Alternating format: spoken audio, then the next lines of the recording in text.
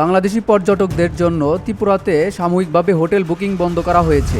ভারত ও বাংলাদেশের মধ্যে কূটনৈতিক সম্পর্ক টানাপোড়েনের মধ্যে উত্তর পূর্ব রাজ্যের ট্রাভেল সেক্টর সংগঠন এক বিবৃতিতে এ তথ্য জানিয়েছেন। বাংলাদেশি পর্যটকদের জন্য হোটেল রুম বুকিং, রেস্টুরেন্টেও খাবার সরবরাহ করা হবে না বলে জানানো হয়েছে। All Tripura hotel and restaurant মালিক সংগঠন এক বিবৃতিতে এ তথ্য জানিয়েছেন। গতকাল সোমবার 2 ডিসেম্বর শত শত লোক ত্রিপুরার রাজধানী আগরতলায় অবস্থিত বাংলাদেশের সহকারী দূতাবাসে প্রবেশ করে হামলা চালায়। এরপর ত্রিপুরা হোটেল অ্যান্ড রেস্টুরেন্ট মালিক সংগঠনের পক্ষ থেকে এমন বিবৃতি দেওয়া হয়। ইসকনের সাবেক নেতা চিন্ময় কৃষ্ণ দাসকে গ্রেপ্তারের প্রতিবাদে উগ্র ভারতীয়রা বাংলাদেশি দূতাবাসে হামলা চালিয়েছে। প্রায় 50-এর অধিক লোকজন ঢুকে আগরতলা বাংলাদেশি দূতাবাসে হামলা চালায়। এ সময় দূতাবাসের কর্মকর্তারা আতঙ্কিত হয়ে পড়েন। এই ঘটনায় ভারত সরকার গভীরভাবে দুঃখ প্রকাশ করেছে।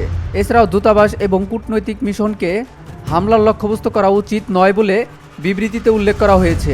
এদিকে আগরতলা বাংলাদেশের সহকারী দূতাবাসের ঘটনাকে পূর্বে পরিকল্পিত উল্লেখ করে প্রতিবাদ জানিয়েছে অন্তর্বর্তী সরকার। সরকারিরা দূতাবাসে প্রবেশ ব্যাপক ভাঙচুর চালায়, পতাকা টাঙানোর পুল ভেঙে ফেলে এবং জাতীয় পতাকায় আগুন ধরিয়ে দেয়।